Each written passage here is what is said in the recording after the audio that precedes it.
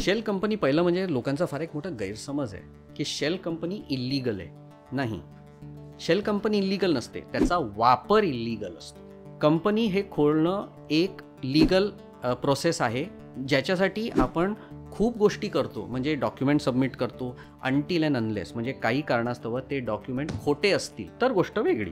म्हणजे आमच्या इन्व्हेस्टिगेशन्समध्ये आमचा जो ॲनालिसिस आहे त्याच्यामध्ये खोटे डॉक्युमेंट कधीच सबमिट करत नाही कोण, ते जेन्युइनच असतात. तर जेन्युइन केसमध्ये जेव्हा तुम्ही अकाउंट ओपन करता, कंपनी फॉर्म करता, ते सगळे डॉक्युमेंट्स MCAवर ऑलरेडी म्हणजे अपलोडेड आहेत, तर त्याच्यामध्ये काही नुकसान नाहीच होतं. ते जेन्युइन आहे, म्हणजे लीगली ती कंपनी स्थापित आहे. आता काय होतं आहे, त्या कंपनीमध्ये ना लोक काम करतात ना काय काम करतात, कुठून तरी काहीतरी चालतं.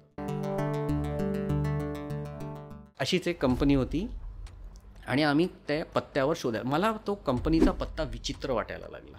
विचित्र म्हणजे एक जेव्हा कोण तुम्ही मला पत्ता सांगाल तुमचा किंवा मी माझं ऑफिस, तर तुम्हाला एक सेंटिमेंट येतं की हां, ही एरिया, ही जागा मला माहिती आहे. आणि आपण थोडं आजकाल थँकफुली ऑफ द टेक्नॉलॉजी म्हणून आपण गुगलमध्ये सर्च मारतो. एक काळ असा होता जेव्हा आम्हाला हे जमतच नव्हतं, तेव्हा आम्हाला तिकडे जाणं जरुरी होतं, साईट व्हिजिट.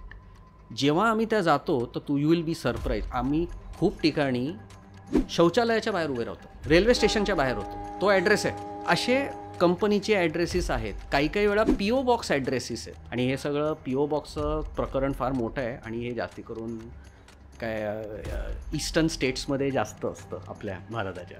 पण बाकीच्या ठिकाणी जर तुम्ही गेला तर मला असे ॲड्रेसेस मिळाले. काही वेळा झोपडपट्ट्यांमध्ये पण ॲड्रेसेस असतात. तरी आम्ही गेलो आहे तिकडे, ॲड्रेस खोटे, जागा खोटी. मग आम्ही त्या माणसांना शोधायला जातो.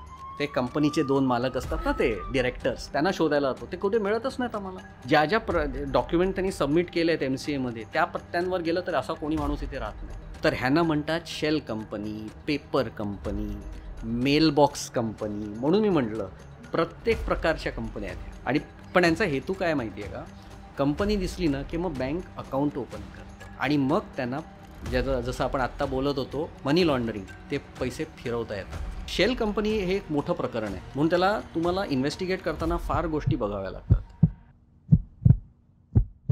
ह्याच्यामध्ये आम्ही 5-6 गोष्टी आता गेल्या 10 वर्षामध्ये आमच्या एक्सपिरियन्समध्ये, आमच्या अनुभवामध्ये आम्ही असं फाइंड आउट केलं आहे की हे जेव्हा कंपन्या असतात त्याच्यामध्ये 5-6 गोष्टी कॉमन असतात. सगळ्यात पहिलं, जो कोण कंपनी चालू करतो तो पहिलं 3-4 गोष्टी करतो. एक म्हणजे वेबसाईटची डोमेन बुक करतो. त्याच्यानंतर दुसरं एक त्याचा ईमेल ID बनवतो. मोबाईल नंबर मोस्ट लाईकली हा प्रीपेड नंबर असणार, हा पोस्टपेड नसणार. प्रीपेड नंबरमध्ये you can dispose the number any time without any, so misuse हे एक आहे. आणि ॲड्रेस खोटे असतात. हे 4 का 5 गोष्टी जर तुम्हाला लक्षात आल्या ना तर समजून जा की ही शेल कंपनी.